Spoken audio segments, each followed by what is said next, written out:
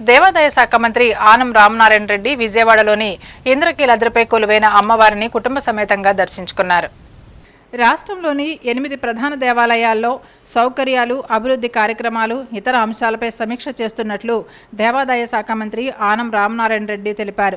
విజయవాడలోని ఇంద్రకీలాద్రిపై కొలువైన అమ్మవారిని మంత్రి కుటుంబ సమేతంగా దర్శించుకున్నారు. ఆలయంలో చేపట్టిన అభివృద్ధి పనులపై మంత్రి అధికారుల నుంచి వివరాలు అడిగి తెలుసుకున్నారు. అనంతరం మంత్రి మీడియాతో మాట్లాడుతూ త్వరలోనే అన్ని ఆలయాలకు కొత్త పాలక మండళ్లు ఏర్పాటు చేయనున్నామని చెప్పారు. ఈరోజు కుటుంబ సమేతంగా అమ్మవారిని దర్శించుకోవాలని, ఆమె ఆశీస్సులు తీసుకోవాలని, ఆమెతోటి శివాలయానికి వెళ్ళి శివుని యొక్క ఆశీస్సులు పొందాలని కుటుంబ సమేతంగా మిత్రులతో కలిపి ఇక్కడికి వచ్చాము. అన్ని దర్శనాలు పూర్తిగా చేసుకుని ఆశీస్సులు తీసుకున్నాం. జరిగేటువంటి అభివృద్ధి పనుల పట్ల కూడా కొంతమేరకు ఈవో గారు, అలాగే ఇంజనీర్లు, అర్చక స్వాములు అందరూ దాని గురించి నిర్వహించడం జరిగింది. కొన్ని పనులు జరుగుతూ ఉన్నాయి, ఇంకా కొన్ని మొదలు పెట్టాల్సినవి కూడా ఉన్నాయి. ఈ జరిగేటువంటి పనులు నాణ్యతతో ఉండాలనేటువంటి దానిలో ఎక్కడ కూడా మనం రాజీ పడకూడదని చెప్పి అధికారులకు కూడా సూచించడం జరిగింది.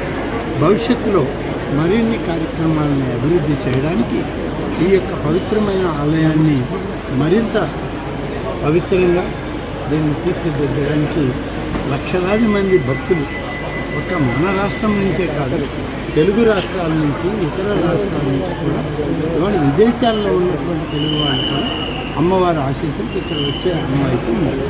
కాబట్టి అందరికీ కూడా విలువైనటువంటి ఆమె యొక్క దర్శన భాగ్యం కలిగించాలని లక్ష్యంగా పనిచేస్తాము. అదేవిధంగా కొన్ని పాలక వర్గాల విషయంలో కూడా ఇప్పుడే నన్ను కూడా మన వాళ్ళు అడిగారు. త్వరలోనే పాలకవర్గం విషయంలో మన ముఖ్యమంత్రి శ్రీ చంద్రబాబు నాయుడు గారి ఆలోచనతో, ముఖ్యమంత్రి గారి యొక్క ఆలోచన సూచనలతో పాలకవర్గాన్ని కూడా ఏర్పాటు చేసుకోవడం కూడా జరుగుతుంది.